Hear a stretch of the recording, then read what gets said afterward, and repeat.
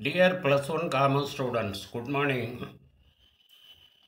Let us continue the insurance lesson in the plus one commerce. Today our topic is terms used in insurance. Terms used in insurance. What are the terms used in insurance? We will see nomination, surrender value,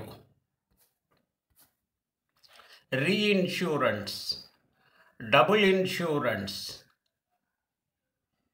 Okay students, we will see one by one. The first term used in the insurance is nomination. Niyamanam. Niyamanadarar.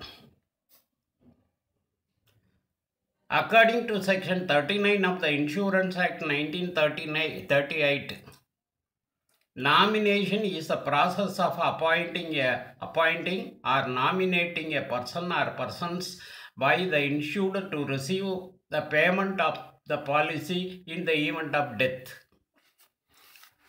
According to section 39 of the Insurance Act 1938, nomination is a process of appointing or nominating a person or persons by the insured to receive the payment of the policy in the event of death.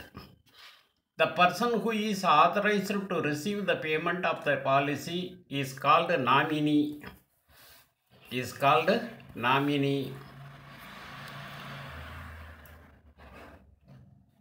If the policy matures by expiry of time, the policy amount is payable to the insured himself and not to the nominee. காப்பீடு பெறுநர்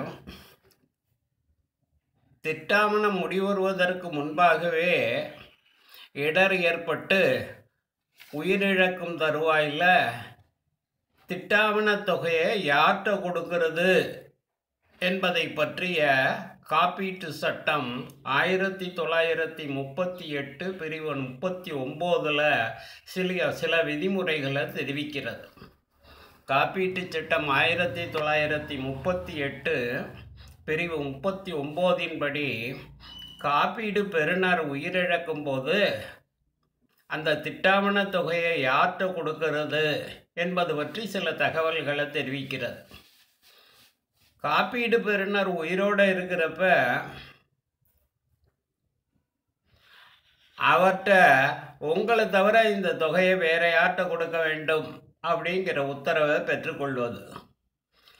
இதன்படி காப்பீடு பெறுநர் குறிப்பிடும் நபர் காப்பீடு பெறுநர் யாரை குறிப்பிடுறாரோ அவர் தான் நியமனம் பெற்றவர் அல்லது நியமிக்கப்பட்டவர்னு அழைக்கப்படுறார். காப்பீட்டு தொகையை பெறுவதற்கு இவருக்கே தகுதி உண்டு. உயிரிழப்பு ஏற்படும் போது காப்பீடு பெறுநர் நியமித்த நபரே அந்த காப்பீட்டு தொகையை பெறுவதற்கான தகுதி உண்டு. காப்பீட்டு திட்டாவணம் முதிர்வடைகிறப்ப காப்பீடு பெறுநர் உயிரோடு இருக்காரு அப்படின்னா அவரே அந்த தொகையை பெற்றுக்கொள்ளலாம். Then the next term is surrender value, விடுமதிப்பு. Surrender value is a cash value of the policy which is payable to the policyholder if he decides to terminate the contract. This surrender value is usually obtained from the paid up value by applying a percentage factor. This percentage factor will vary according to the plan of assurance, the original term of the policy and the duration elapsed since the commencement of the policy. The surrender value signifies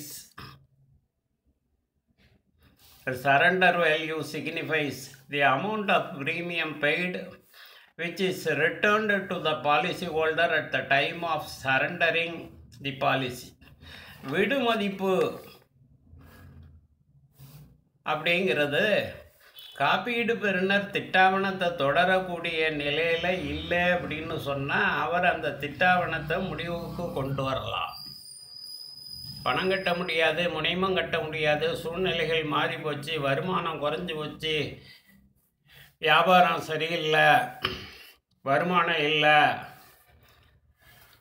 வறட்சி ஏற்பட்டு போச்சு, இது மாதிரி பல்வேறு காரணங்கள்னால வருமானம் குறையும் போது, வருமானத்திற்கு வழி இல்லாத போது அந்த காப்பீட்டு திட்டாவணத்தை முனைமத்தை தொடர்ந்து கட்ட இயலாத போது அந்த திட்டாவணத்தை ஒரு முடிவுக்கு கொண்டு வரலாம். அப்போது அவர் குறிப்பிட்ட தொகையை காப்பீடு தருணரிடமிருந்து பெறுவார். அவர் ஒரு குறிப்பிட்ட தொகையை காப்பீடு தருணரிடமிருந்து பெறுவார். அந்த தொகையை தான் விடுமதிப்புன்னு சொல்கிறோம். விடுமதிப்பு ஒவ்வொரு திட்டாவணத்திற்கும் அதோட காலம் தன்மைக்கு ஏற்ப விகிதாச்சார அடிப்படையில் வேறுபடும். விடுமதிப்பானது திட்டாவணம் தொடங்கிய காலம் முதல்ல, திட்டாவணம் தொடங்கிய காலத்திலிருந்து அது முடிவுக்கு கொண்டு வரும் காலம் வரைக்கும் செலுத்திய முனைம தொகையை அடிப்படையாக கொண்டு அந்த விடுமதிப்பு வழங்கப்படும். ரீஇன்சூரன்ஸ், மறு காப்பீடு.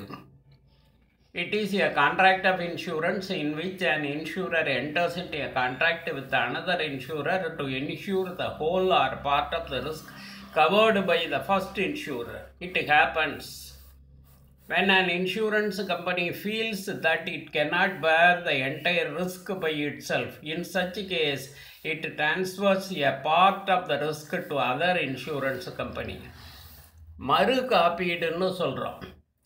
காப்பீட்டு ஒப்பந்தப்படி காப்பீட்டு நிறுவனம் மற்றொரு காப்பீட்டு நிறுவனத்தோடு இணைந்து இடரோட மொத்த சுமையை பகிர்ந்து கொள்ள ஒப்பந்தத்தில் ஈடுபடுவது மறு காப்பீடு. நாம் ஒரு காப்பீட்டு நிறுவனத்தில் திட்டாவணம் எடுத்திருக்கோம், ஒரு குறிப்பிட்ட இடருக்கு எதிராக திட்டாவணம் எடுத்திருக்கோம். இஃப் சப்போஸ் இழப்பு ஏற்பட்டு அந்த இழப்பு தொகையை இந்த காப்பீட்டு நிறுவனம் தர வேண்டியதாக இருந்தால், அது மிகப்பெரிய தொகையாக கருதப்பட்டால், இந்த காப்பீட்டு நிறுவனம் நம்ம எந்த காப்பீட்டு நிறுவனத்தில் இடருக்கு எதிராக காப்பீடு செய்திருக்கிறோமோ அதே காப்பீட்டு நிறுவனம் வேறொரு காப்பீட்டு நிறுவனத்தோட காப்பீட்டு திட்டாவணம் எடுத்துக்கொள்ளும். அதனால் காப்பீட்டு ஒப்பந்தப்படி காப்பீட்டு நிறுவனம் மற்றொரு காப்பீட்டு நிறுவனத்தோடு இணைந்து இடரோட மொத்த சுமையை பகிர்ந்து கொள்வதற்காக ஒப்பந்தத்தில் ஈடுபடுவது மறு காப்பீடு எனப்படும். இதன் மூலம் இடரால் ஏற்பட்ட இழப்பை ஈடு செய்யும் தொகையை மற்றொரு காப்பீட்டு நிறுவனத்தோட பகிர்ந்து கொள்ள முடிகிறது. இடர் பகிரப்படுகிறது. Then the next term is double insurance. Double insurance, இரட்டை காப்பீடு. When more than one insurance policy is taken to cover the same subject matter, that is risk, then it is known as double insurance. ஒரு கருப்பொருளுக்கு ஒன்றுக்கு மேற்பட்ட காப்பீட்டு திட்டாவணங்கள் எடுக்கப்பட்டிருந்தால், ஒரு கருப்பொருளுக்கு ஒன்றுக்கு மேற்பட்ட திட்டாவணங்கள் எடுக்கப்பட்டிருந்தால் அதை இரட்டை காப்பீடுன்னு சொல்கிறோம். அதை இரட்டை காப்பீடு, டபுள் இன்சூரன்ஸ்னு சொல்கிறோம். Okay students, thank you.